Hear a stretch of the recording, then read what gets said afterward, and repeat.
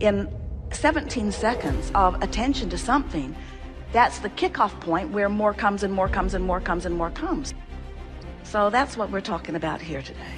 We've been calling this gathering the science of deliberate creation. Ooh, what a good name, the science of deliberate creation.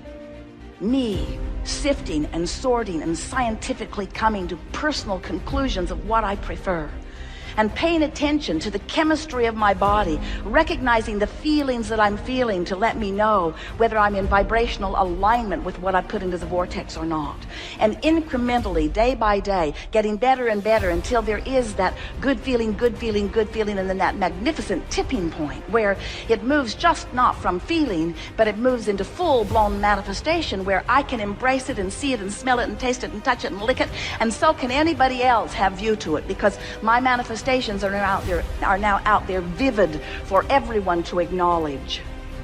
You said, I am the creator of my experience. We love the science of deliberate creation, the all day, every day, noticing where I am, identifying where I want to be, and then giving my undivided attention to where I'm going. That's what we mean by science, ever changing, always looking forward.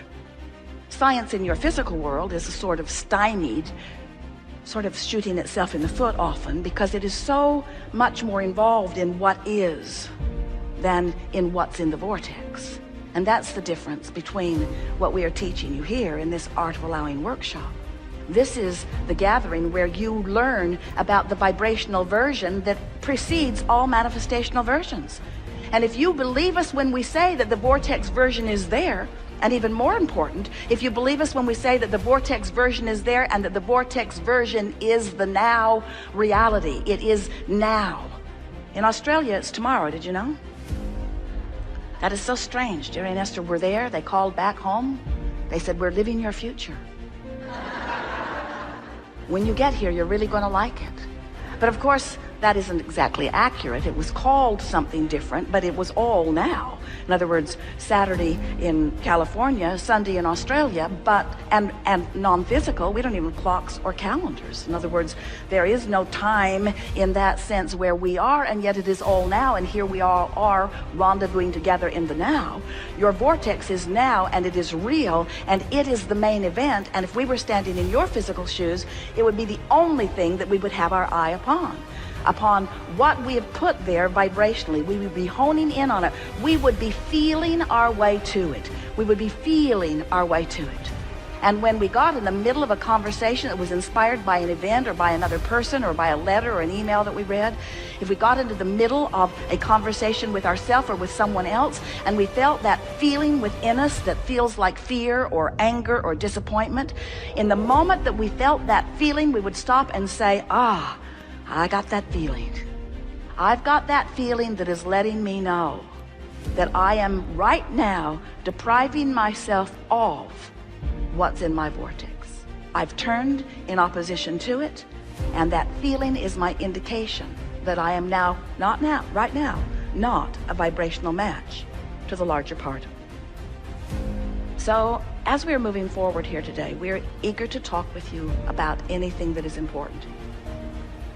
And we're also eager for you to help us make a very clear example and point of where you stand vibrationally in relationship to all that you are. We want to awaken within you those feelings that let you know whether you're aligned and allowing the wholeness, or whether you're misaligned and resisting the wholeness. Because you are not ever going to feel good unless you're allowing all that you are to focus with you in this moment. And we just have to be very blunt with you. If you focus in ways that the source within you will not now focus, has never focused, and will never focus, then you're going to get that feeling, that out of the vortex feeling, that indicator that lets you know. You certainly have free will to do that. You can do it today, all day today, and tomorrow if you want to. You can do it for the rest of your life. You can do it until you've deprived yourself of the life force of well-being and you croak. You can do it. You can do it. We just want to really, in a pointed way, say, why? Why would you do it? Why would you for a moment deprive yourself of all that you are? And we think it's because you've been confused about what's going on. We think it's because you are so oriented into the physicalness and the manifestation of things that when you want things that haven't showed up, your attention is upon the absence of them. So the absence of them has trained your vibration into a habit that doesn't feel good. It doesn't feel good, but it's a habit. And the reason it's a habit is because law of attraction keeps making it easier for you to think the thought that you've been thinking.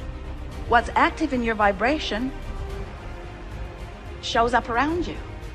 When you give your attention to a thought, it activates within you. And when there's an active vibration within you, then law of attraction brings you other thoughts like it. So the first thing that happens when you activate a thought is that other thoughts like it show up.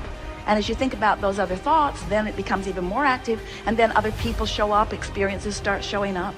It's a very powerful time that you live in, because in 17 seconds of attention to something, that's the kickoff point where more comes and more comes and more comes and more comes. So it's easy for us to explain to you in a very understanding and loving way why it's hard for you to change your thought, because law of attraction makes it easier for you to think the thought you've been thinking than to think a new.